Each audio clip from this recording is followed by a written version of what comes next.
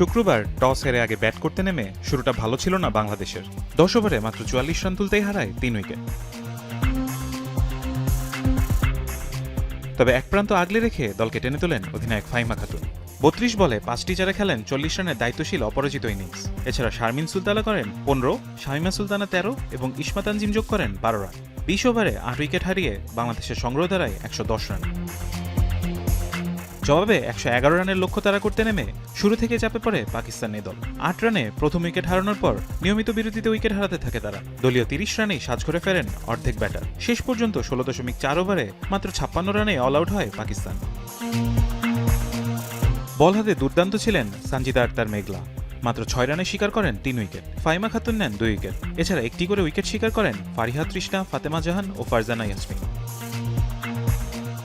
প্রথম সেমিফাইনালে শ্রীলঙ্কাকে হারিয়ে ফাইনাল নিশ্চিত করেছে ভারত। 2023 সালের ফাইনালের পুনরাবৃত্তি হতে যাচ্ছে এবারও। গতবারের হার ভুলে 22 ফেব্রুয়ারি শিরোপা জয়ের লক্ষ্যে মাঠে নামবে বাংলাদেশের মেয়েরা। খুব ভালো লাগতেছে, কারণ আমরা ফাইনাল নিশ্চিত করতে পেরেছি। আরেকটা দিন বাকি আছে। আমি আশা করব ফাইনালটা আমরা অনেক ভালো খেলে আমাদের দেশের জন্য আমরা যে উদ্দেশ্য নিয়ে আসলে এখানে এসেছি সেটা কমপ্লিট করতে পারবো।